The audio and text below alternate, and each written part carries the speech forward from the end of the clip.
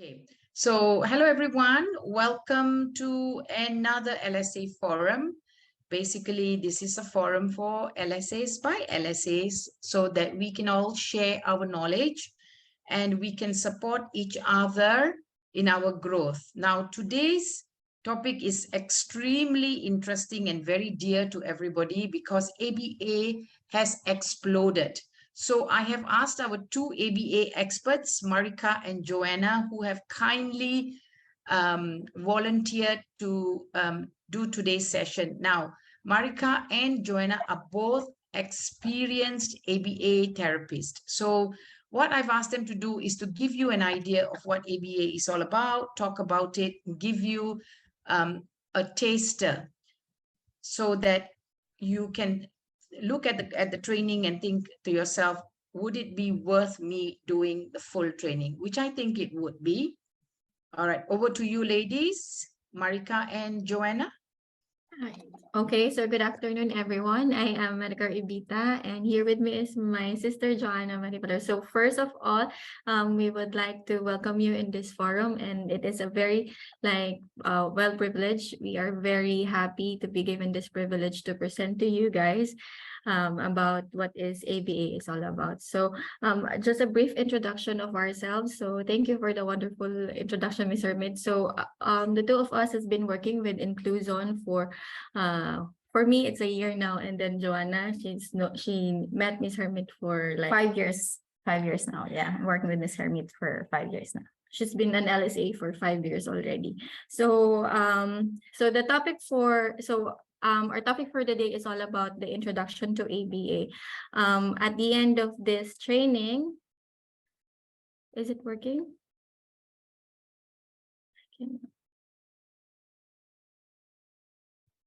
Try clicking next. Yes, here. So yeah. So at the end of this training, our training agenda for today is all about the overview of ABA, the teaching strategies used in ABA, and the two main programs of ABA, which is the behavior reduction and then the skill acquisition. First off, let's start with what is ABA. Okay, guys, what is ABA?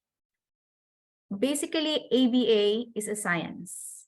It is an approach to understanding behavior and how the environment plays a role in the behavior of an individual. Basically, it's how the environment affects human behavior.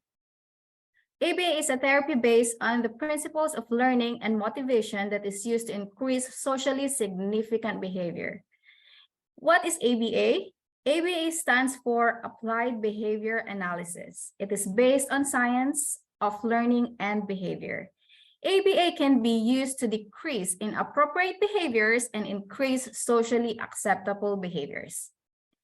So in other words, ABA is just a science of learning and behavior. So a lot of us has this misconception about what is ABA, but ABA is not. First of all, ABA is not bribery. There is a huge difference between giving a bribe and giving a reward. So in ABA, we use rewards and reinforcement.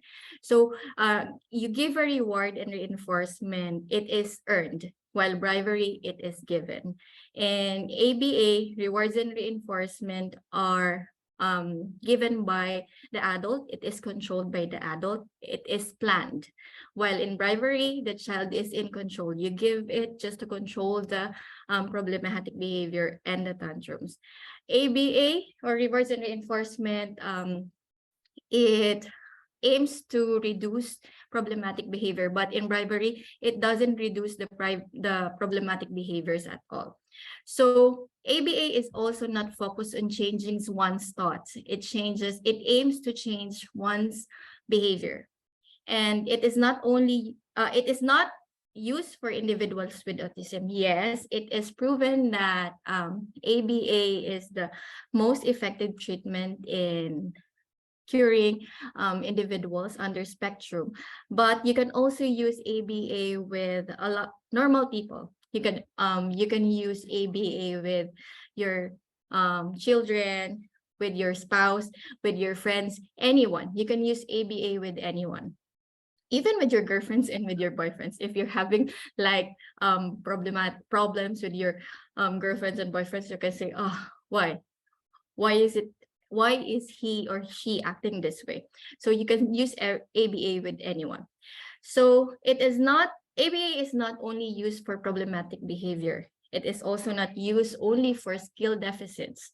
It is not a fad therapy. So ABA is like based on research, and it's not based on aversive. A lot of us has this connotation about ABA as punishing an individual or punishing a child just because he commit to a problematic behavior. ABA is not based on aversives, okay? So what are the ABA goals? So there are two main goals of the ABA, which is to increase and to decrease. What do we increase? We increase communication and language. We increase social skills, academic skills, and adaptive skills, which falls under the skill acquisition program of the ABA. And we do also decrease maladaptive or inferior behaviors to problematic behavior, which falls under the behavior reduction program of the ABA. So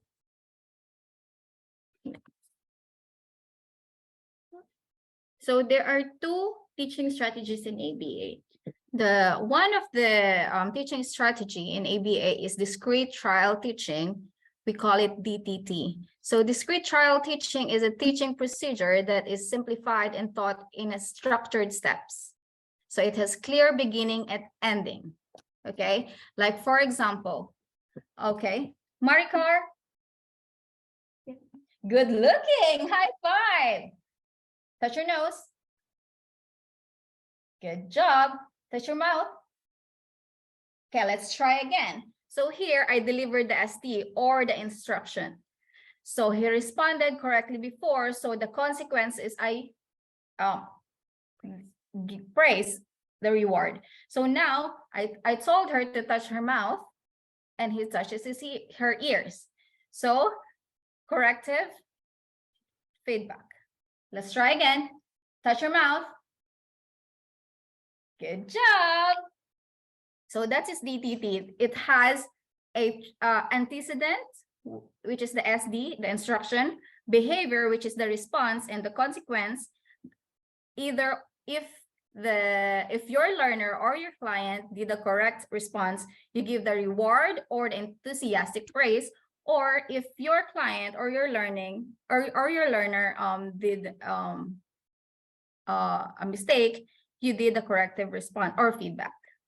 Okay, so discrete trial teaching is mostly and widely used in ABA. So we use this. One of the advantage of using discrete trial teaching, it is very short. You can run a lot of trials in DTT, and you can also use DTT everywhere. Like, yeah, everywhere. It has clear beginning and ending. So I have here an example with us. Unit 3, primitive stimulant. Yeah, just the same as what we did with Joanna. And then the next teaching strategy is the naturalistic teaching procedure. Okay, naturalistic teaching is a teaching procedure that occurs in natural environment.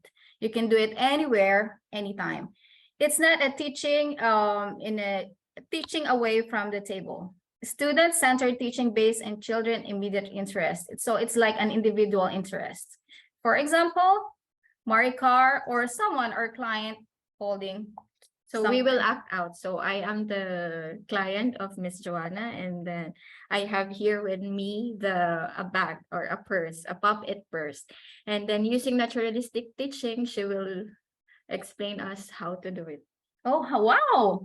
What's this? What are you holding? What do you have here? That is really colorful. Can you tell me what is the color of this? This is pink. Very good. Good job. How about this? What's the color of this? Green. Oh, tell me, what's your favorite color? Pink. Oh yeah. So we will look for an opportunity to ask or to teach or reinforce your learner. So naturalistic teaching is based on the children immediate interest. So you just need to look for like an opportunity for them to teach. Like say for example, your student wants water. So and then you're teaching him how to man. So he's looking at the water and you know for a fact that he wants water. So teaching him how to man, you say water, give me water. So that's it, naturalistic teaching. So naturalistic teaching procedure comes in many names. So it can be called pivotal response teaching, milieu teaching, and incidental teaching. Yeah, so that's the two teaching strategies in ABA. One is DTT and then the other one is naturalistic teaching procedure. Actually there's lots of it's DTT and naturalistic teaching procedure is a very nice like a very good teaching procedure to teach not only for ASD but also for all of the learners. Now we go to, so as we mentioned before, that there are two main programs in ABA, which is the behavior reduction and skill acquisition. So first we will go to the behavior reduction part. So and that let's go to what is behavior. We all know that behavior is. So what is behavior? So behavior is whatever we do. Behavior is anything an individual does. Okay, behavior should be observable and should be measurable. So so remember what Ms. Hermit with our previous discussion about what is behavior.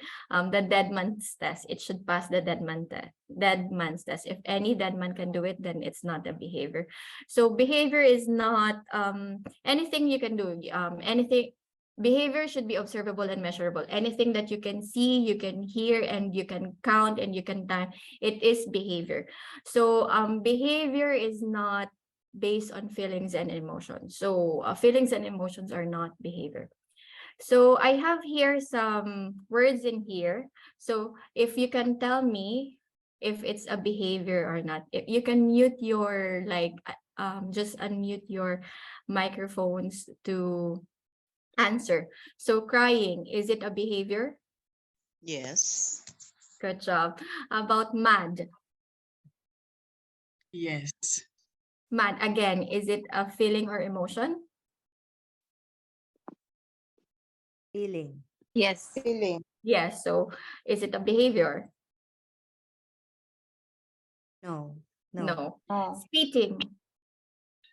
The behavior. Behavior. Yes. Yes. Frustrated, is it a behavior? No. No, it's No, not It's a really. feeling. Anxious? no, it's not. Good job. How about heating? Yes, It's a it is. behavior. Good. How about rocking? Yes. Pinching? Yes. Yes. Very good. Well done. Happy? No. No, it's a feeling. Yes. A feeling. Agitated? No. It's a It's a feeling. feeling. Laughing? Yes. Yes. Singing? Yes. Oh, very well behavior. done, all of you. Good job. Okay, I have here a picture with me. So can you tell me what do you see in the picture? Happy and excited. Happy and excited. Do you think that this man is happy and excited? Let's go with the next slide. So what do we have in here? So is he happy? No, No, he's frightened. he's frightened. Okay. So can you please mute your mics now? Okay, so it is important to define behavior in a way that it is actually what it looks like, not based on what we suspect or not based on how we suspect the person feels. So like for this example, you thought that he's happy and he's excited, whereas he's really scared and he's afraid. So to describe a behavior, we don't give our suspicion. We need to describe it on how it actually looks like for this example. Okay, so in behavior reduction portion, we do have the FBA, or the Functional Behavioral Assessment. So FBA is an assessment that is being used to determine why someone is engaging in maladaptive behavior. It is done prior to beginning of the ABA therapy. So before you start any ABA therapy, you have to do FBA assessment. But as for us, we can only assist the BCBA or any supervisors, because the FBA is done by BCBAs, but we can do assist. So what are the steps in FBA? So we do indirect assessment. So what is indirect assessment? It comprises of interviews and questionnaires. Like you ask the parents, why is he engaging, or why is the student engaging in such activities? And then we do have direct assessment, which is the ABC data. So you collect data, why the antecedent, the behavior, and the consequences. And then the hypothesis, or the functional analysis assessment. In here, the functional analysis assessment, you manipulate the environment. So prior to the assessment, so just to determine why the behavior is, what is the function of the behavior. Okay, so there are 4 functions of behavior. Okay, 4 functions of behavior. As we all know, always let's ask ourselves why our learner is engaging behavior. There's always a reason why. There's always a function of why is he doing that, or why is she doing that. For one of the function of behavior is sensory. A child may engage in a behavior in order to access sensory input. For example, in my own experience and with my learner in classroom settings, in a classroom environment, if he cannot able to engage in a class or class activity, he will engage in repetitive behavior. He will steam, he will hum, he will sing, he will do everything because he cannot cope. He cannot process what the teacher is teaching. So there's a lot of strategies for this kind of sensory. For example, sensory inputs. Sensory toys or sensory breaks help me a lot to handle my client or my learner before. So second is attention. A child may be engaging in a behavior in order to access attention from adults or peers. Okay, next, escape. A child may engage in a behavior in order to escape or avoid an unfavorable activity or situation. So for example, we all experience, as an LSA, all of us experience escaping behavior, right? There's a lot of strategies to do to avoid or to help our learner to not to escape. So next is tangibles. A child may be engaging in a behavior in order to access an item or an activity. So so that's the 4 functions of behavior, which we can either be abbreviated into eats or seats: the sensory, escape, attention, and tangible. But you know, it can be further divided into this. So behavior can function into, there's 2. Actually, there's 2. Getting behavior, getting something or avoiding something. And under getting something, you can do like getting her attention, or getting an attention from a peer and from an adult. Attention can be a positive attention and a negative attention too. So also be getting something like access to tangible. He wants to, for example, a child wants, he's just there playing, and then all of a sudden he cried. And then why? Because he wants to access the toy up in there that he cannot access, he cannot get. Okay, and sensory stimulation. So getting some sensory input. So we do have hypo and hyper. So giving sensory input, like say for example, he's locking.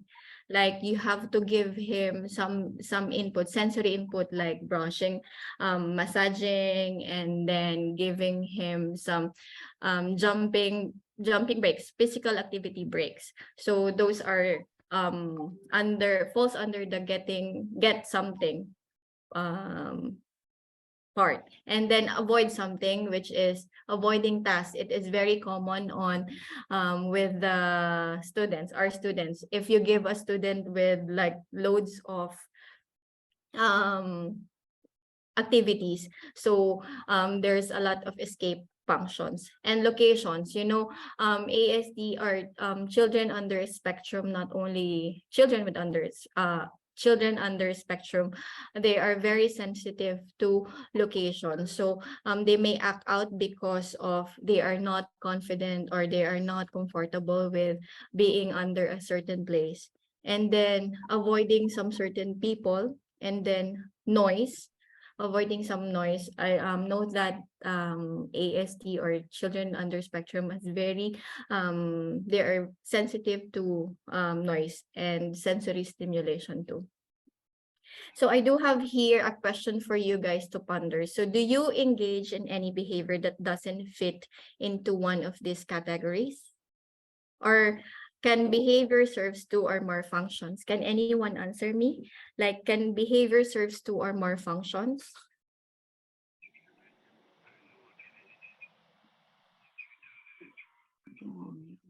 Use the chat if you are not comfortable answering the questions. You can put your answers in the chat and we'll monitor it. Yeah. So yeah, Joanna, can behavior serves two or more functions? Yes, of course. So can you give me an example of like a behavior that serves two or more functions? Yeah, for example, in a classroom environment, if my learner started shouting, is the possible function of the behavior is attention or escaping? So there's always possibilities or different possibilities of the function of behavior. Yeah. So let's go now to the most important part of the job of an ABA therapist, or even us, you know, not just ABA therapists, but us LSAs. So as I've mentioned before, that data collection is very important in our jobs. So you cannot say that, how can you prove that your student is improving without data? Okay, so in ABA, so this ABC data collection is wide, like there is an intensive detailed instruction or discussion about what is ABC data collection, but because this is like a very short forum, we will just give you a glimpse of it. So ABC stands for the antecedent, behavior, and consequence. And what is a antecedent? So antecedent is what event or action occurred immediately before the behavior. And then the behavior is what did the student or child do, or the response of the student. And then the consequence, what actions or response immediately followed the behavior.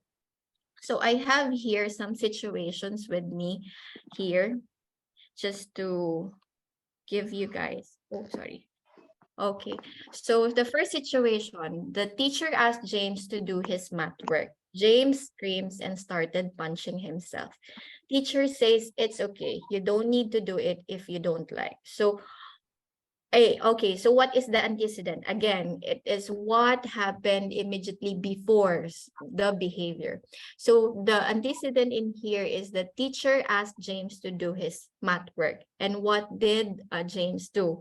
He started screaming and started punching himself. And what is the consequence?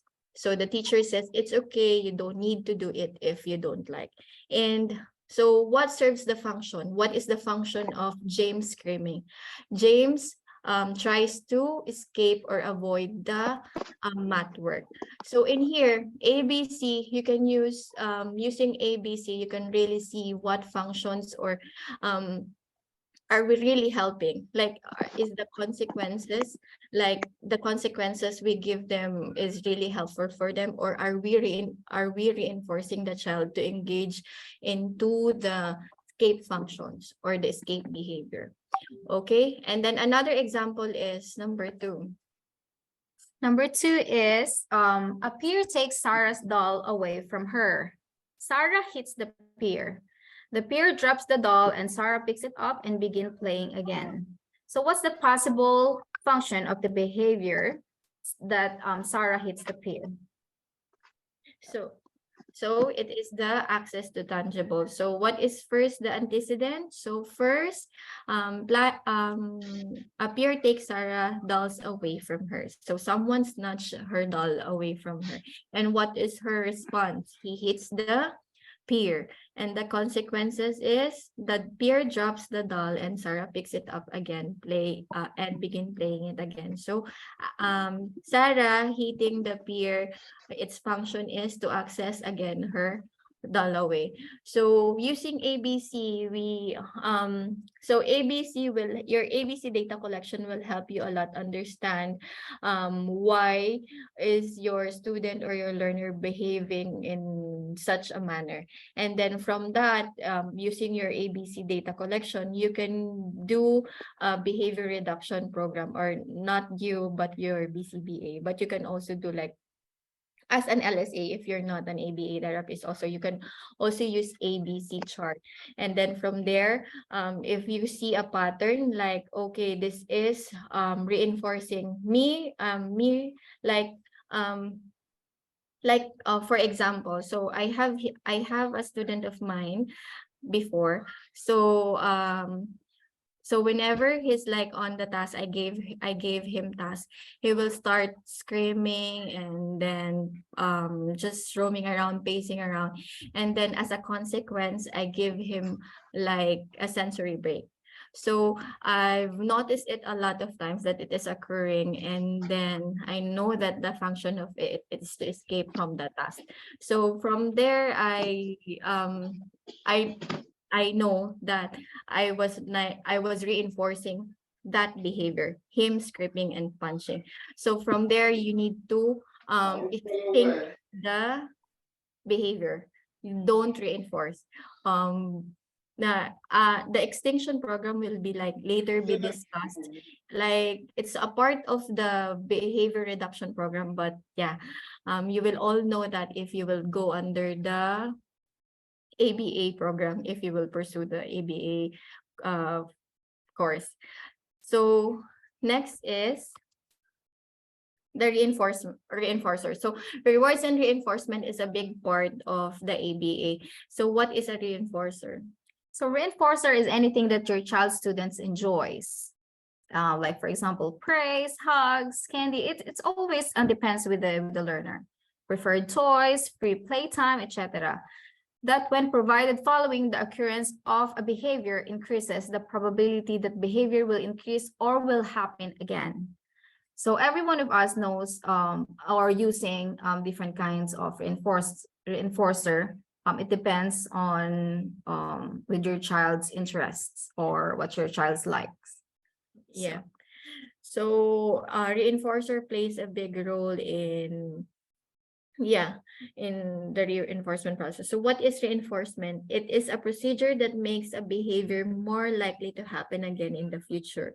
So if a student like reinforcement or rewards and reinforcement are earned, right? And you plan it ahead. If you want like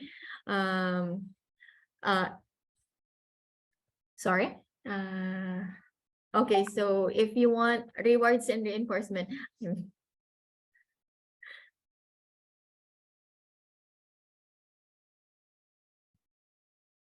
Okay, so reinforcement, there are two types of reinforcement: positive reinforcement and negative reinforcement. I think Marika and Joanna are frozen. hello, miss. Hello, Yeah, miss. you froze for a while, so I just went through the positive and reinforcement and negative reinforcement. So Okay. yeah, so basically something that is added to the environment. So you're encouraging the child to do what that behavior, you want the behavior to happen. So you are giving the child something. When you when you do negative reinforcement, you are taking away, but you still want the desired behavior to increase. It's a little bit confusing. Yeah. So it took me a while to wrap my head around it, but when I finally did, I understood where it was coming from. yeah. So there are two types of reinforcement, which positive reinforcement and negative reinforcement. We do have this mindset that reinforcement is just giving something. But whereas you can also give reinforcement through taking away something. For example, the function is avoidance, sensory avoidance, like it's he's overstimulated. You can like, for example, I've been like very sensitive to the noise and I want to be out from that certain scenario or certain place. And then my caretaker will take me out from it. Taking me out from it is a negative reinforcement because he took me out from something that I don't like, yeah, so something that I don't, it's not desirable for me. Yeah, and then positive reinforcement is just giving something that will increase the behavior to likely happen in the future. Like, because Joanna, like say for example, Joanna asked me to like do my bed, like fix my bed, and then she later on give me a praise and then give me a chocolate, and then from then her giving me the praise and then the chocolate, I will likely do the cleaning job or the fixing my bed in the future. Because I had something that is desirable, then I will want it, I will do it again because I am anticipating that I will have the reinforcement again. Okay, so that's the positive and negative reinforcement. And then next is the punishment. So punishment has occurred when a response is followed immediately by a stimulus change that decreases the likelihood of the same behavior. Like, okay, always remember, like reinforcement, we use that to increase the behavior, while the punishment, we use that to decrease the behavior. So let's always remember, positive is adding, and negative is taking away. So positive is adding and negative is taking away. And reinforcement is used to increase and punishment used to decrease the behavior. So positive punishment is something is added to the environment that decrease the likelihood of the behavior occurring again. And negative, something is taken away from the environment to decrease the behavior, to decrease the likelihood of the behavior to happen again. Okay, so an example of positive punishment would be like if pinching. So say for example, I pinch Joanna. Like behavior is pinching. Okay. So the behavior is pinching. And then her punishment, positive punishment would be something adding is like she gave me an extra task to do, like giving me another math task. So she added another task for me. Well, negative punishment would be I pinch Joanna. Yeah, and telling me, giving me a negative punishment would be, okay, you cannot have a free time for your iPad. You cannot use your cell phone for 1 hour. So that's the negative punishment.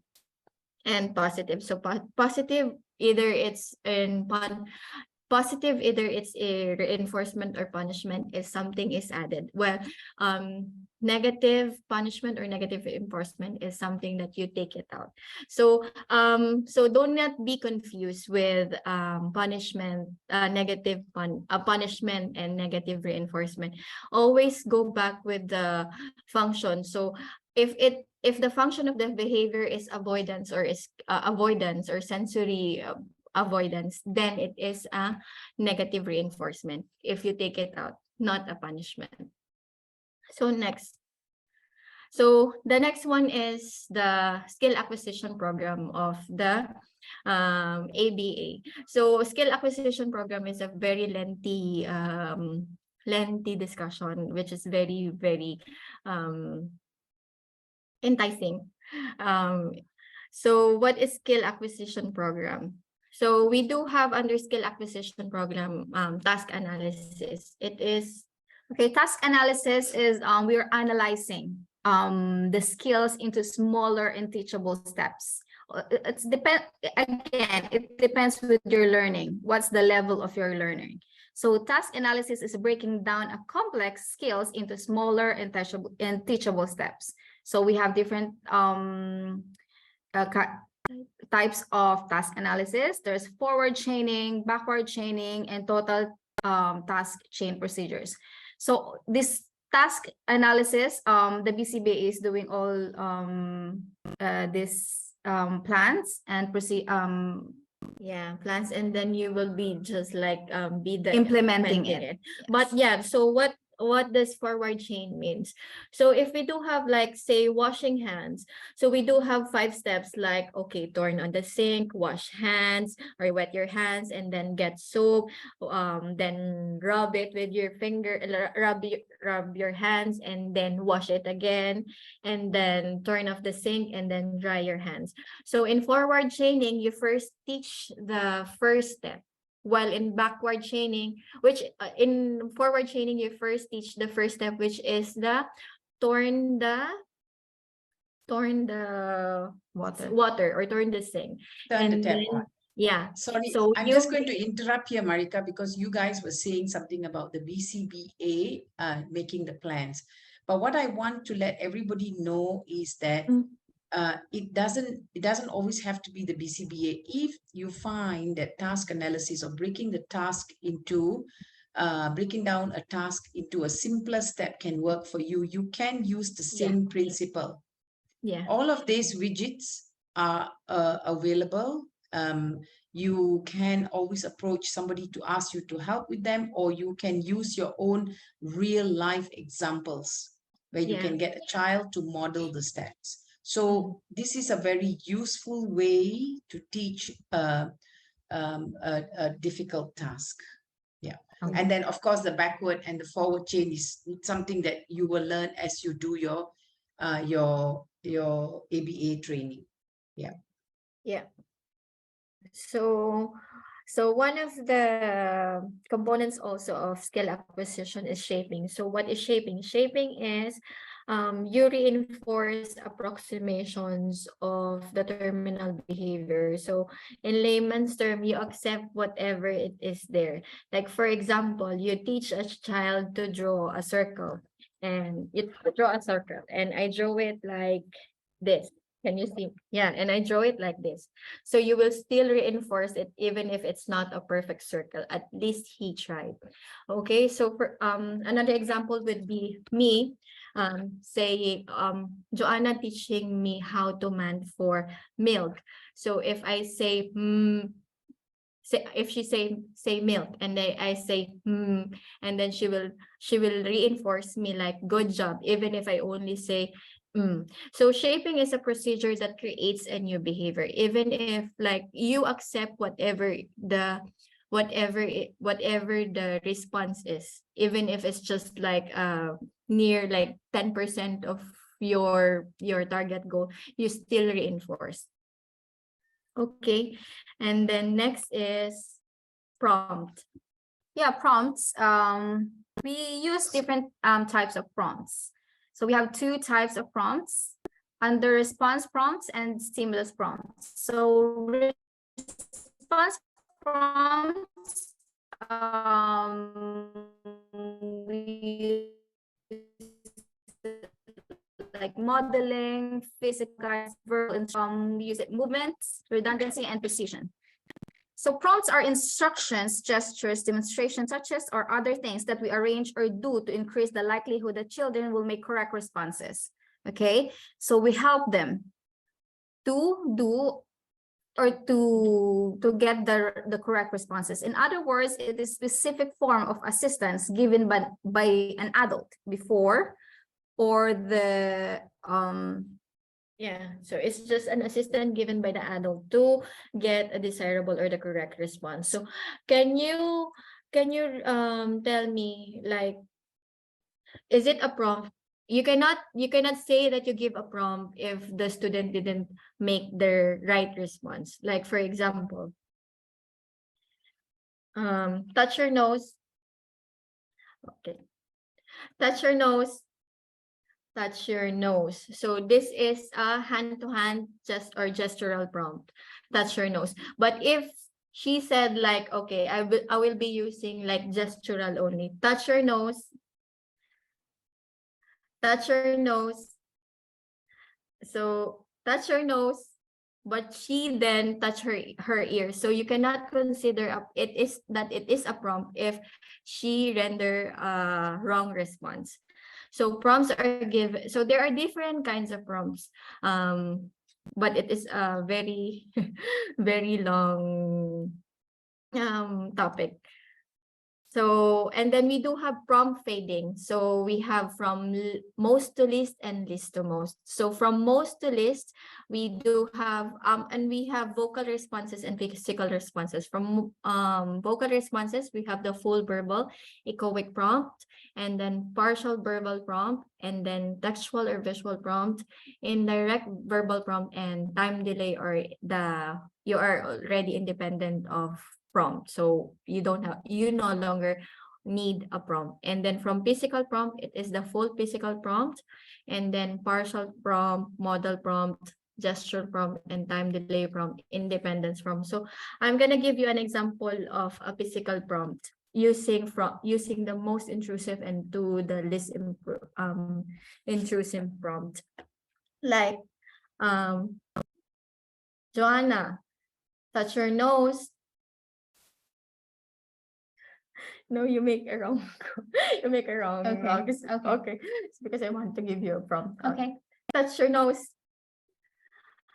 Touch your nose. So that is full physical. Okay. Again, partial physical.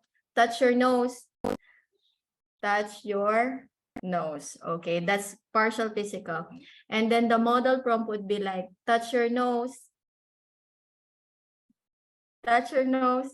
Touch your nose. That's it. And then the gesture prompt, and then the time delay, it's a time sequence or time matter, and then the independence. So that's it for the prompt fading, and I cut my discussion in here already because I think, yeah. So that's it, Miss. Prompt fading. There are still lots of things to tackle, but it's just the overview of ABA, like what is the behavior reduction in ABA skill acquisition program is all about. Okay, thank you so much. Does anybody have any questions?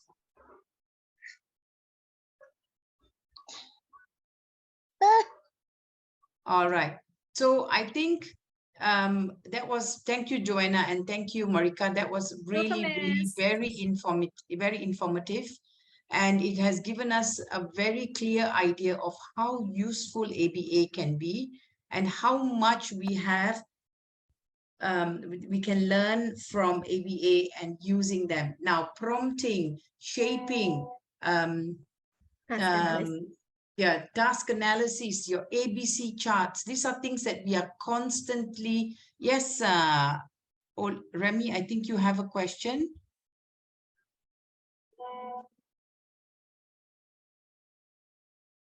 Oh, they have a lot of questions, Miss. Yes. Yes. How do you call it?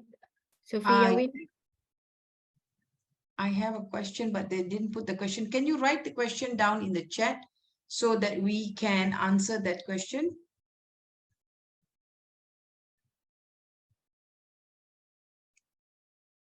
I don't see the question. Okay, so maybe they're still typing. So prompting, and like I said, all these things are very, very useful to use in class to help to support your learner, because at the end of the day, what you want is you want independence for your learner. Now, if you have any questions, if you need more help, just email us and we will get back to you. We can be reached at info@incluzun.com. If you are also still looking for a position, please do email us, and we will try and see if we can place you. We do have some positions open, vacant at the moment. If you are what the school is looking for, then we are happy to support you. Okay, when a child is hyper, how can you use prompt to get his attention? So now that's a hierarchy of prompts that you will have to start with. First of all, you will have to start with physical prompt. So you'll be actually using this to touch your child. You'll be a gentle touch, maybe the shoulder or the hand or somewhere that's safe. When you touch, you are already prompting. When you are prompting, then you have to then issue an instruction that you want. And because this child is already hyper, you must keep your instructions very, very simple. One step instruction. You cannot tell this child, go to the chair, take the ball and bring it back to me. No, that's a 3-step instruction. The first step will be take the ball. That's one step. Take the ball, hold the ball, right? After which you work on the other parts of it. Some schools don't allow touching, yes, but if you explain the purpose that you are using this as prompting, and that you will tap on the shoulder, or that you will tap on a specific area, for example, here, if you get permission from the school or your inclusion team and explain what you are doing, you should be able to work something out. Go back to your inclusion team and ask them how you can support with the prompting.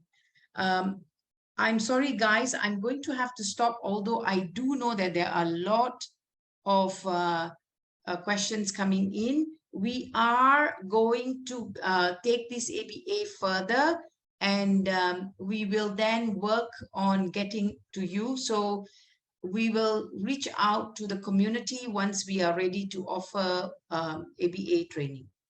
Thank you, everybody, for a lovely evening, and I hope that we can meet up again soon. Keep a lookout for next month's session. If anybody would like to come on and talk about how to use prompting, how to do shaping or different types of teaching, give it in more details, I'm happy to come and help. Thank you again, ladies. That was an amazing session. All right. Good night, everybody. Good night, guys. Good Thank you so night. much. Thank you. Thank you, Miss. Thank you so much. Bye. Bye. Bye. Thank you so much. Bye. Bye. Thank you, Ma. Bye. Bye, ma'am. Bye.